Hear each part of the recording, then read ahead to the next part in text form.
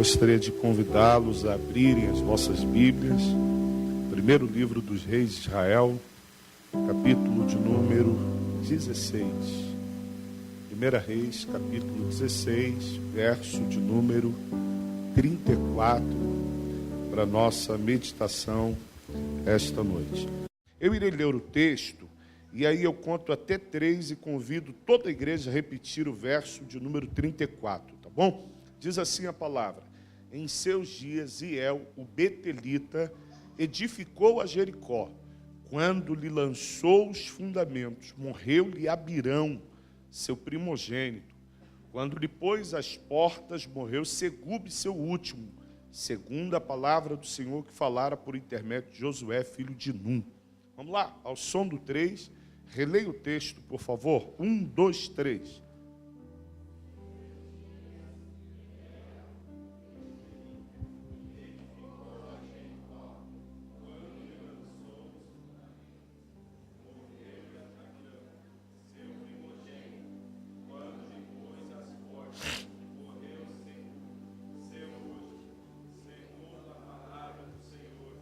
Que falara por intermédio de Josué, filho de Num.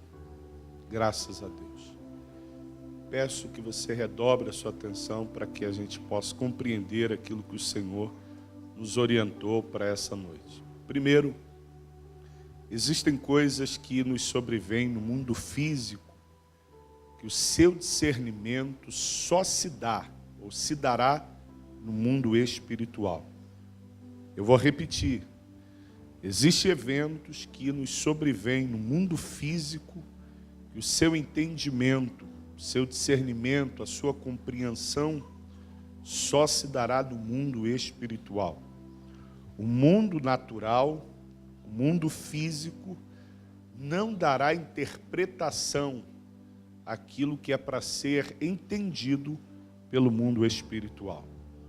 Um dos maiores exemplos daquilo que eu acabei de dizer na introdução é o texto que nós acabamos de ler. Só há um versículo na Bíblia falando sobre esse homem Hiel.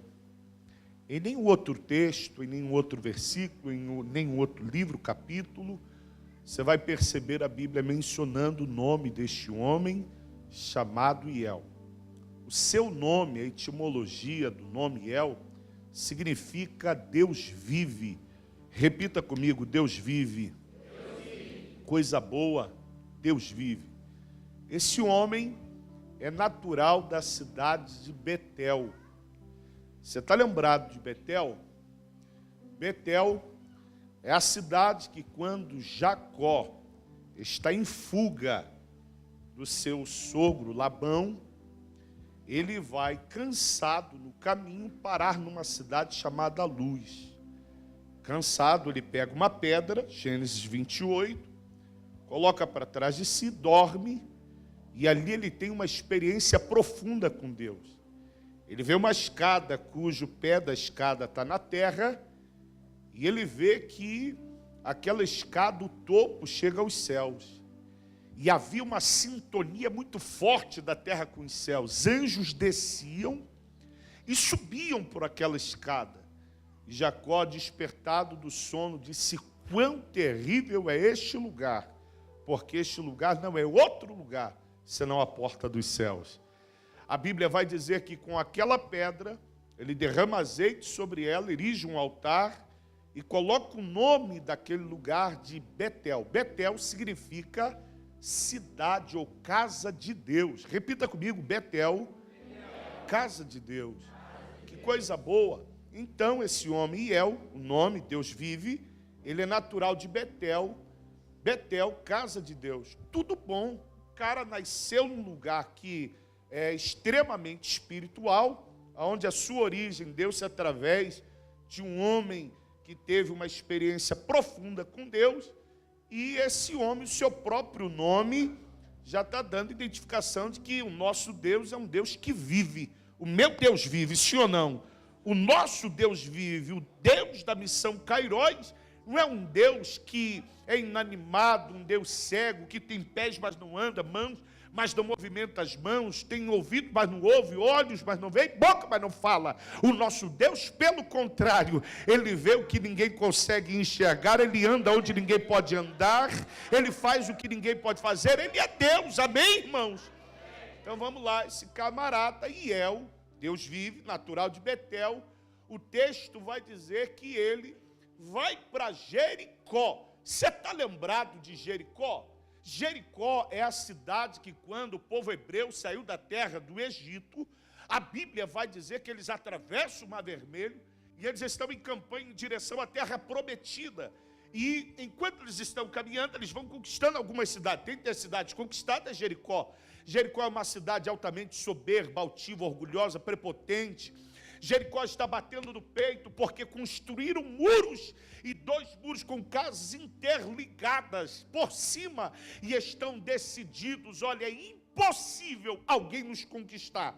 Pode conquistar qualquer outra cidade, menos Jericó. Por quê? Olha as muralhas, fortaleza, guardas, guardando a cidade. Ninguém entra e ninguém sai. Só que Deus humilhou Jericó. Por quê? Porque Deus decidiu entregar nas mãos de Josué Jericó. Eu vou repetir, porque com essa daqui, se eu estivesse no teu lugar, eu estaria adorando. Eles estão batendo no peito com prepotência, orgulho, altivez, soberba, dizendo: é impossível alguém nos conquistar. Eles podem vencer qualquer cidade, menos a nós. Por quê? Somos invencíveis. Olha as muralhas, fortalezas por cima, guarda. É impossível alguém nos conquistar. Só que Deus decidiu. Eu estou falando de alguém que, quando toma decisão, meu irmão, eu vou repetir essa daqui. Deus decidiu entregar Jericó nas mãos de Josué. Eu vou repetir. Deus decidiu entregar Jericó nas... Eu vou repetir só essa palavra. Deus decidiu. Vamos pegar a palavra Deus decidiu? Quando Deus decide, não tem inferno que possa obstacular uma decisão dele. Eu nunca vi um demônio se levantar para tentar atrapalhar uma decisão divina. Quando ele decide, não tem girapomba, não tem pombagira, não tem amarelo velho, não tem verde velho, não tem azul velho, não tem Mariazinha das 7 saias, não tem invejoso, não tem desgostoso, não tem atrapalhador, não tem mar vermelho, não tem Deus extremo, não tem quem entre na frente, não tem galinha preta, não tem quem venha obstacular uma decisão de Deus. Quando ele decide, está decidido. Pegue a mão desse irmão e diga para ele: nesta festa, Deus está tomando decisões em favor da tua casa, em favor da tua família. Diga para ele: nada nem ninguém conseguirá impedir a decisão de Deus. Qual foi a decisão? Segura. Deus disse: decidi. Decidi. Faz o que então, Senhor? Disse Josué. Eu imagino.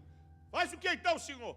Josué, é muito simples, porque quem vai entregar Jericó sou eu. Então faz o seguinte, só faz isso. Você não depende, eu não dependo por ser Deus, e ser Deus não depende de cooperação humana para ele agir. Por quê? Porque se Deus depender do homem para alguma coisa, ele se torna tudo menos Deus. A capacidade de Deus, o poder de Deus, dá a ele o direito de fazer o que bem ele quer, sem depender do homem para nada. Deus é autossuficiente. Amém? Mas por sua infinita graça e bondade, ele nos encaixou nos seus planos. O que ele está dizendo?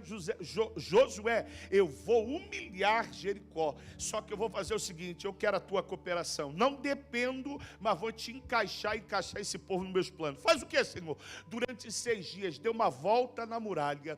Durante 6 dias, uma volta cada dia, uma volta. Durante 6, todo dia, uma volta. No 7º dia, 7 voltas. Só faz isso e adore. No 7º dia, 1º dia, 2º, 3º, 4º, no 7º dia, 7 voltas. Na 7ª volta, a muralha desceu por chão abaixo, e Deus entregou Jericó na palma das mãos de Josué. Oh glória! Após a conquista de Jericó, pega os detalhes. Você já pegou o nome El, você já pegou que ele é natural de Betel, e agora você está entendendo um pouco sobre Jericó. Você sabe, a gente quando era criança cantava o departamento: vem com Josué lutar em Jericó.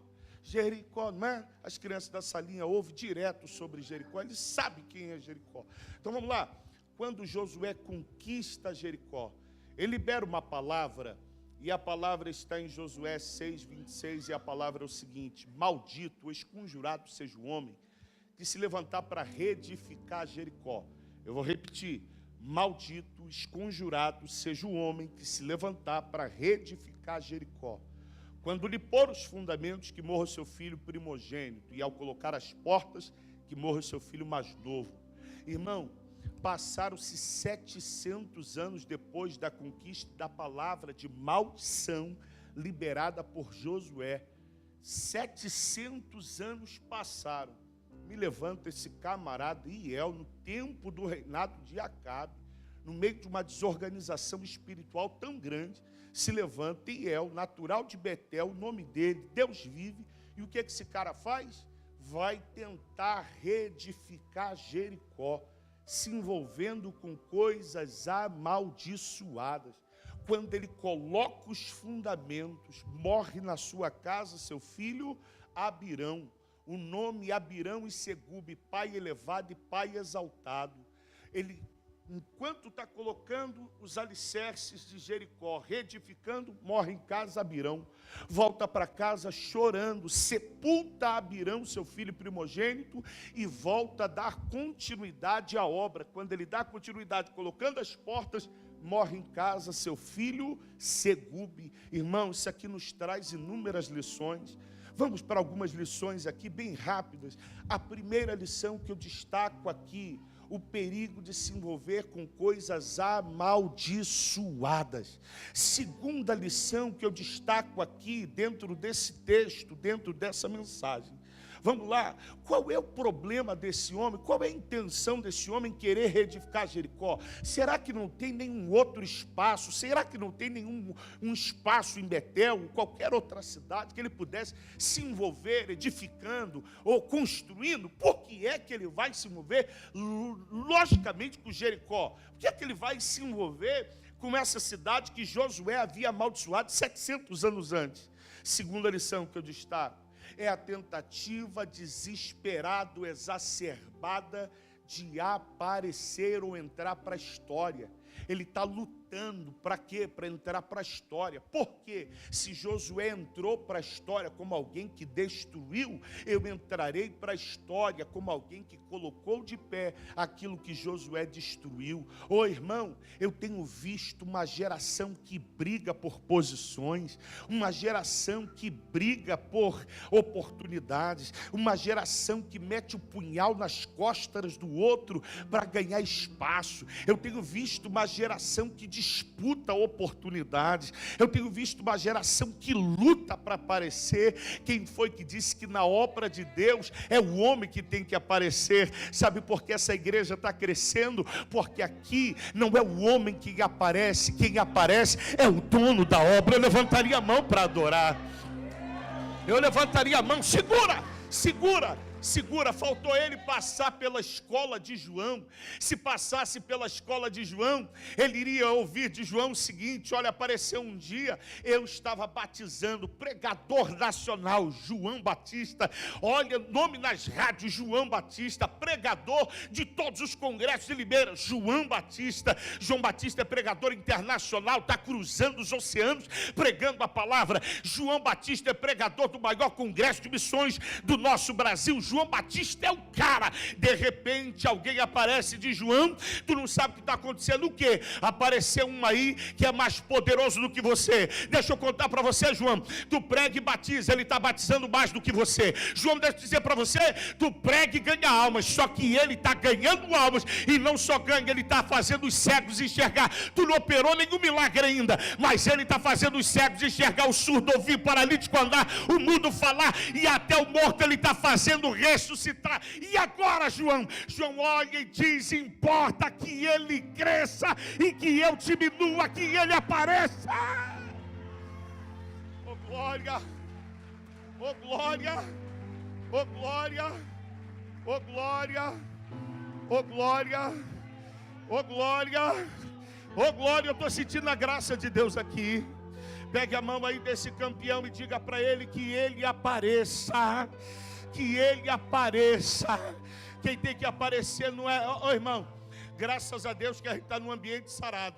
Mas lá no Rio de Janeiro, se não colocar a foto do pregador, o cara fica chateado. Se não colocar o nome do camarada, do cantor, ele fica revoltado. Eles estão preocupados com foto, com nome. Eu estou preocupado em que ele apareça em nosso ministério. Pegue a mão aí dele outra vez, que ele apareça na tua casa, que ele apareça nas tuas mensagens, que ele apareça nessa casa, que nunca falte a presença dele aqui. Levanta a mão, eu quero ouvir o barulho de adoração a Deus. É a tentativa desesperada de aparecer. Terceira lição. Eu sou pastor de uma igrejinha lá em Auschwitz. Sabe onde é Auschwitz? O pessoal diz que o lugar longe onde Judas perdeu a bota. Auschwitz é onde ele perdeu o cadarço da bota, junto com a meia, 10 quilômetros depois da bota. Irmão, e lá na igrejinha, lá em Auschwitz, graças a Deus, Deus nos deu um espaço, Deus nos deu o terreno do lado, terminando de pagar no passado, e totalizando os espaços 3.600 metros quadrados. Às noites de domingo, a igreja é repleta. E aí nós estamos projetando para dobrar o templo para uma capacidade de aproximadamente 1.200 a 1.500 pessoas. E aí, quando eu lancei o desafio, o projeto para a igreja, aí um engenheiro veio e disse para mim: pastor, agora tem que ser diferente, porque a obra para o pessoal entrar, o senhor fez pegando pedreiro, contratando pedreiro, foi uma obra rápida, agora não. Agora tem que ser uma obra desenhada pelo arquiteto. Tem que ser uma obra, depois do desenho do arquiteto, o senhor tem que lançar nas minhas mãos o desenho para mim, então, estudar o solo e a gente fazer o cálculo estrutural da obra para construção, e essa construção precisa da aprovação da prefeitura, porque não pode ser uma obra qualquer. Então, uma obra que vai se gastar muito dinheiro, uma obra que é um risco muito grande pela dimensão, tamanho, e aí aqueles que entrarem embaixo têm que estar resguardados de que aquela obra tem alguém que assinou responsavelmente, de forma que qualquer evento que ocorra dentro daquele ambiente, o responsável é o engenheiro que assinou a obra. Então, vamos lá? Aí ele disse isso para mim, eu entendi, e olha, pastor, tem que colocar alguém que entenda. Eu disse: bacana. Então vamos lá, será que El está construindo aqui, reconstruindo Jericó, sem entender de arquitetura, sem entender de engenharia, sem entender de cálculo estrutural, sem entender do que é virar massa, do que é colação de tijolos? Meu irmão, se me colocar para colar o tijolo, no quinto tijolo o negócio já sai errado. Pode me colocar até para virar massa, mas para colar o tijolo vai dar errado. E El não, e El entende. Então pegue aí a terceira lição. A terceira lição que eu destaco aqui é que ele é um ótimo construtor. Ele entende de obra, ele entende de engenharia e ele entende de arquitetura. O que ele não entende é de gerenciar família. Ai, essa daqui eu adoraria. Por quê? Porque enquanto ele está se envolvendo com a edificação, ele está perdendo a sua família.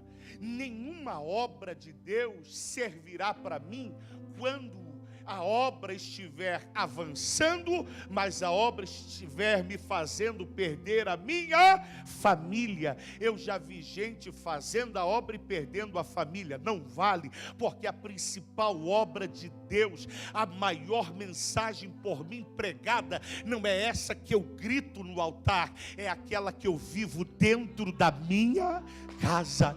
Oh glória! Tem gente que é um ótimo obreiro, um ótimo homem dentro da igreja, mas um péssimo marido dentro de casa, um péssimo pai dentro de casa. A obra de Deus não começa aqui. Aqui a gente é treinado, aqui a gente é preparado. Para quê? Para exercer o evangelho fora dessas quatro paredes.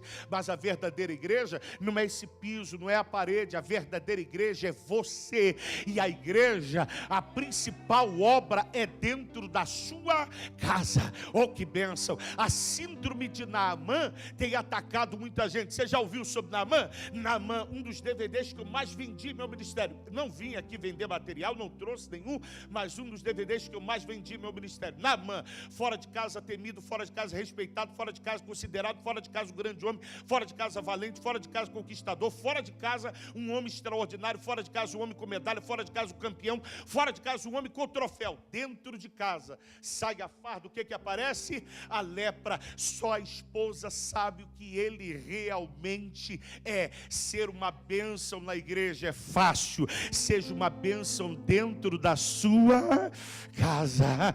Olha, irmão, olha para cá, olha para cá. Se essa daqui não servir para tu adorar a Deus, é melhor ir para casa, para debaixo do edredom. Qual é, pregador? Enquanto ele constrói e perde os filhos, eu lembro de alguém que é construtor, muito antes dele, construiu uma arca, mas a arca para a salvação dele, de toda a sua casa.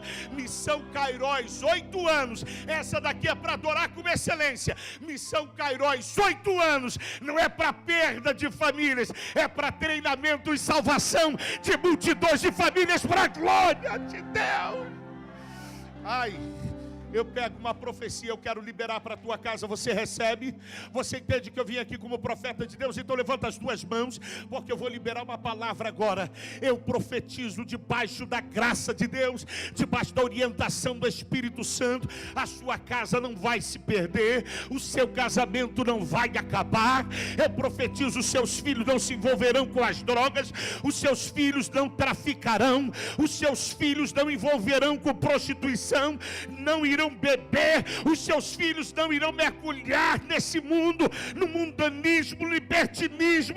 Eu profetizo debaixo da graça de Deus, os seus filhos dessa casa serão treinados a serem homens de sucesso e homens de honra, para a glória de Deus. Eu profetizo debaixo da graça de Deus, essa casa é uma casa de famílias e restauração de famílias, para a glória de Deus. Você recebe? Você recebe? Você recebe?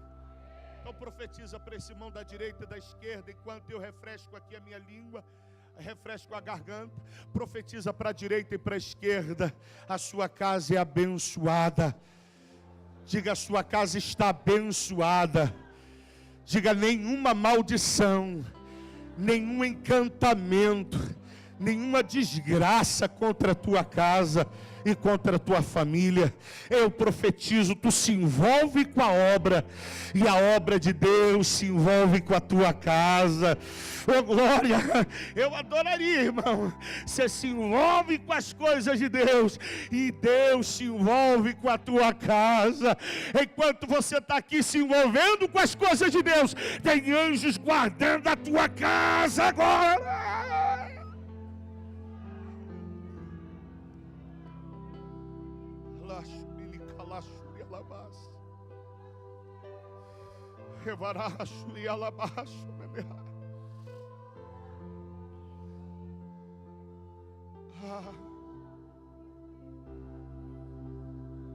Quarta lição que eu destaco aqui. Quarta lição: o perigo de se tratar como natural aquilo que é espiritual. Quarta lição: o perigo de tratar como natural aquilo que é espiritual. E eu vou fechar. O perigo de tratar como natural aquilo que é espiritual. Está lá se envolvendo com a reedificação de Jericó. Morre em casa, Abirão. Qual pai que não vai chorar pela morte do primogênito? Quando ele se levanta para sepultar o filho e volta para casa, as lágrimas descem, sepultando meu filho primogênito. É uma história, é um sonho, é um projeto. Vai sepultar o filho, e quando sepulta o filho, volta para Jericó, na tentativa de reedificar ou dar continuidade à obra em Jericó. Sabe por que ele vai perder Segube, seu último filho, seu segundo filho? Sabe por quê? Porque quando vai o primeiro, ele trata como natural. Só que quando vai o primeiro, é Deus dizendo: estou causando a dor dentro da tua casa, na tentativa de atrair a tua atenção. Tem hora que quem nos faz chorar é o próprio Deus.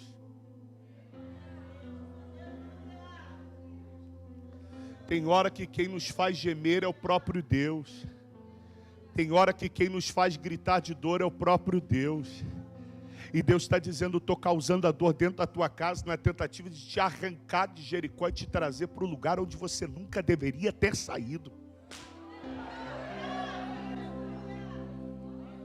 Estou causando a dor dentro da tua casa na tentativa de atrair a tua atenção. Tem hora que a dor aparece e Deus está dizendo, estou querendo só atrair a tua atenção.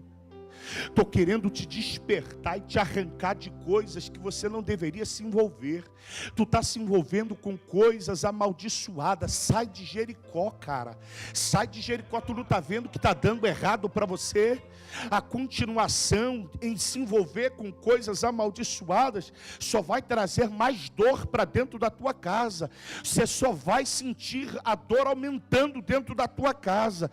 A urgência é, eu já tentei te trazer de volta para Betel através da palavra. Você não respeitou a palavra, então eu estou causando a dor e você está tratando como natural. Então agora eu vou fazer a dor aumentar, só para você entender que o teu lugar não é em Jericó, o teu lugar é na casa de Deus em Betel. Levanta a mão, eu quero ouvir o barulho de adoração.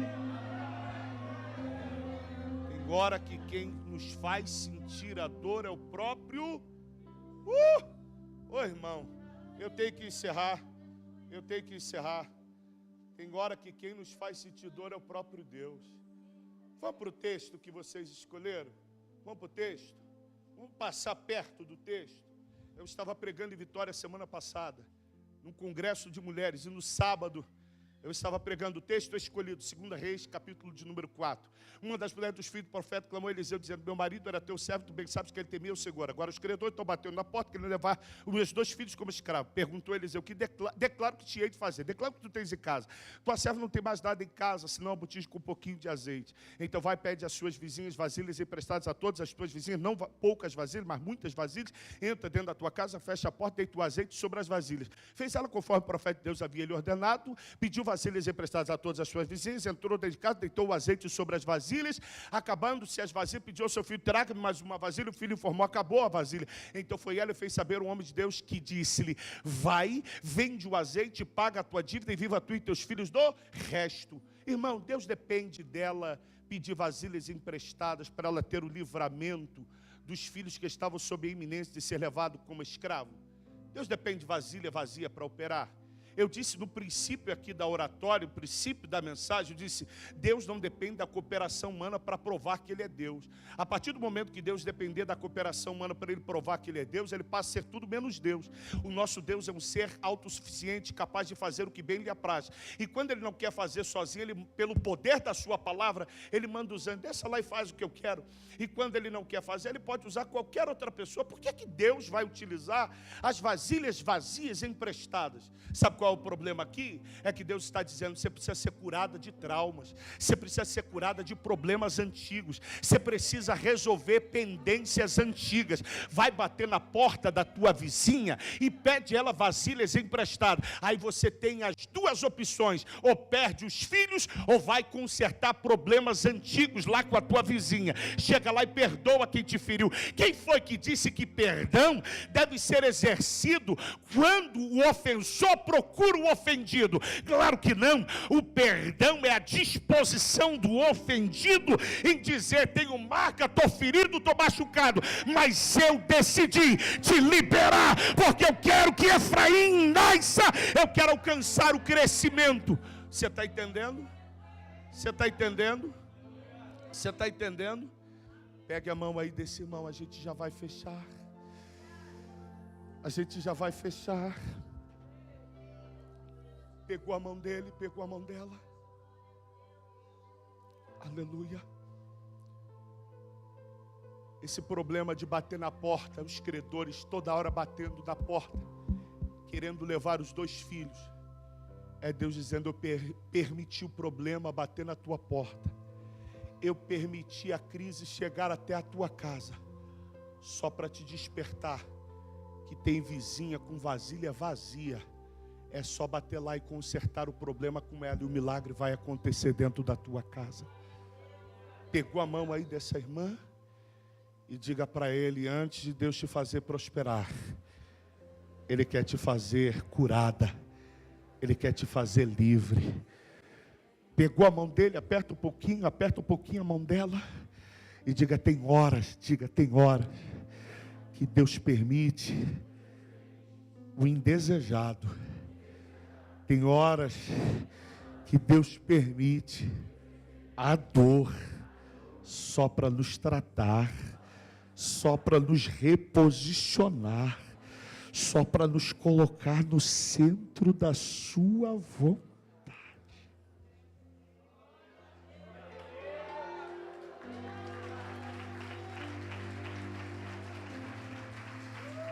Pastor, eu estou gemendo. E Deus está dizendo, é porque eu te amo. Pega essa daqui, porque isso aqui é rico demais. Até na dor Deus revela amor. Pastor, eu estou chorando. E Deus está dizendo, é porque eu te amo.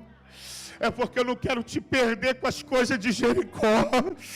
Pastor, eu estou chorando porque eu estou na prisão, eu sou o José da prisão. Eu permiti a prisão para não te perder lá dentro da casa de Potifar. É melhor te ter na minha presença dentro da prisão. Eu permiti a dor para não te perder. Você está entendendo? Eu vou encerrar, eu prometo. Mestre, eu tenho 5 minutos para fechar, tem? Há 6 meses atrás, eu contei isso ontem. Há 6 meses atrás, eu fui o celebrante do casamento de 2 jovens de nossa igreja, estão lá. 2 jovens, fui o celebrante do casamento. Enquanto eu estou a caminho do salão de festa onde ocorreu a cerimônia, enquanto eu estou a caminho, na tentativa de não pegar engarrafamento e não atrasar, porque quem tem que atrasar, ou quem atrasa no casamento é quem? É quem?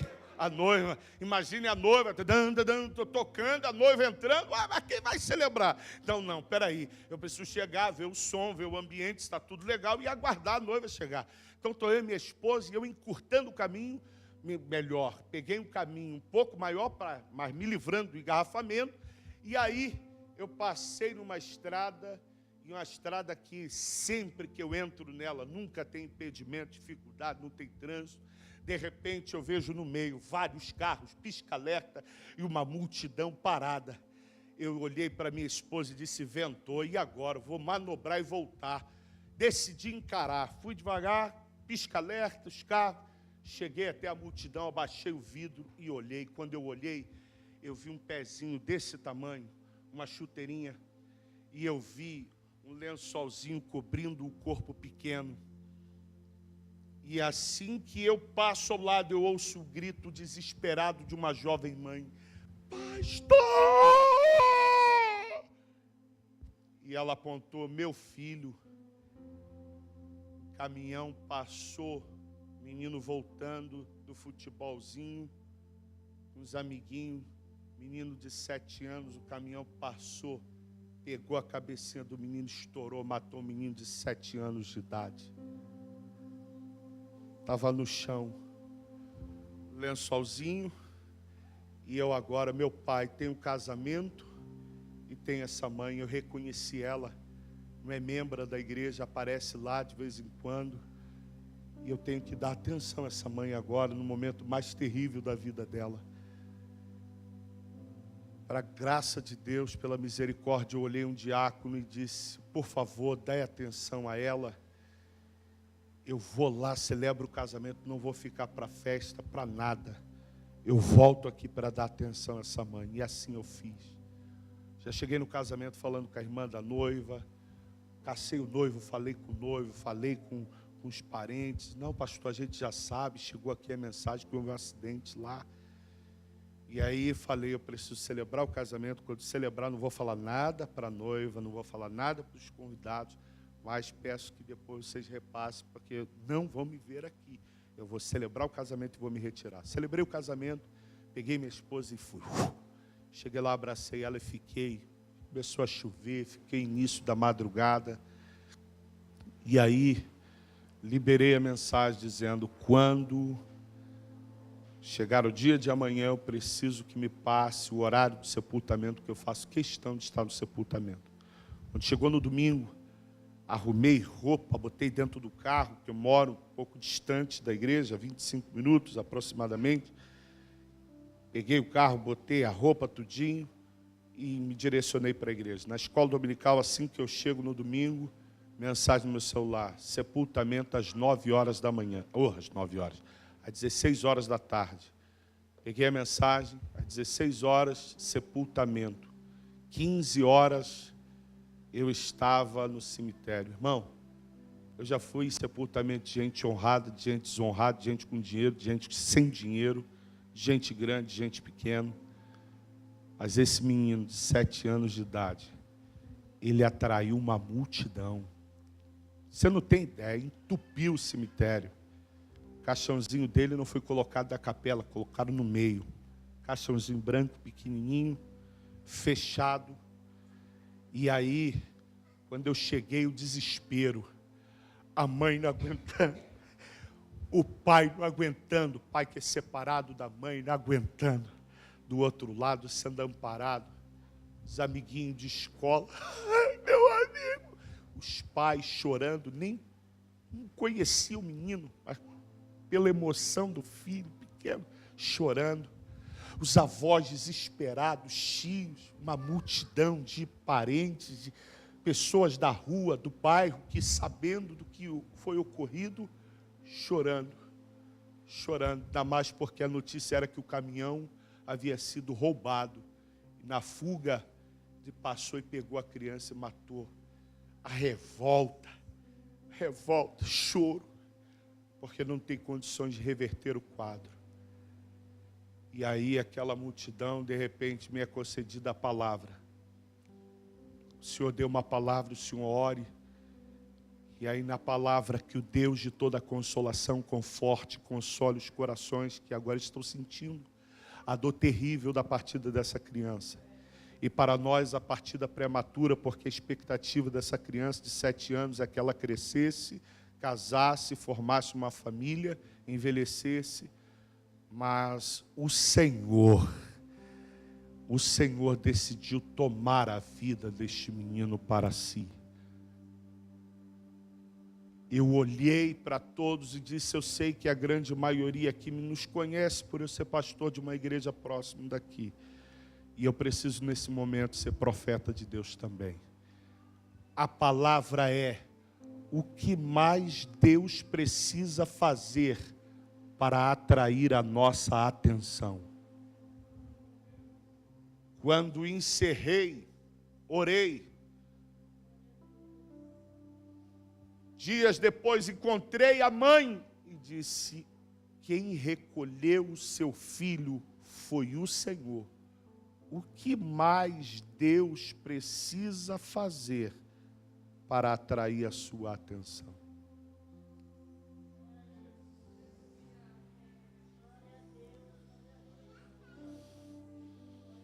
Encontrei ela dias depois da igreja. Olhei nos olhos dela: filha, eu sei que está doendo demais, está doendo, pastor, está doendo. Quem recolheu o seu filho foi o Senhor. O que mais ele precisa fazer para atrair a tua atenção? Deixa eu contar um pouquinho. Gostava da igreja, vai na igreja quando quer, conheceu o Evangelho, foi batizada, não lá na igreja, foi batizada, desde criança conhece a palavra, casou, separou, decidiu viver a vida do jeito que ela quer. O hedonismo, a busca desenfreada pelo prazer sem medir as consequências do prazer buscado. Quando não tem o culto, quando chega sexta-feira, as amiguinhas querem ir para o batidão da Anitta. Aí faz uma selfie, um vídeo no batidão da Anitta. No outro final de semana, quem está pulando é a Ludmilla. Daí eu vou para o batidão da Ludmilla. Ah, mas tem uma festa que está tocando é a Ivete Sangalo. Daí eu vou pular mais aceleradamente, porque é a Ivete Sangalo. Ah, mas hoje não tem batidão da Anitta nem da Ivete Sangalo. Hoje tem um negócio de tomar um negocinho. Daí a gente toma e volta para casa assim. Aí quando chega o outro final de semana, deixa o filho com alguém, e aí tem alguém querendo namorar. Daí vai meia meia horinha para um hotel e não tem nada a ver. Quando chega no outro dia, quero estar na igreja, vou lá, vou aparecer porque eu gosto da igreja. Deus está dizendo, estou te dando corda. Eu estou te dando corda, mas eu sei como eu vou te pegar, como te alcançar. Estou te dando corda, mas eu sei como te tratar. Estou te dando corda, mas eu sei como te atrair para a minha presença. Estou te dando corda, mas daqui a pouco eu vou causar a dor que você jamais imaginou que um dia ela visitasse a tua casa. Mas depois que eu causar a dor, eu provo que eu que causei a dor, mas causei só porque eu te amo, porque até na dor eu estou revelando que eu te amo e não aceito te perder. Eu recolho o que é meu, não é teu. Eu te emprestei por 7 anos, não é teu, é meu. Recolho o que é meu só para te atrair para a minha presença e não te perder para o inferno. Meu Pai.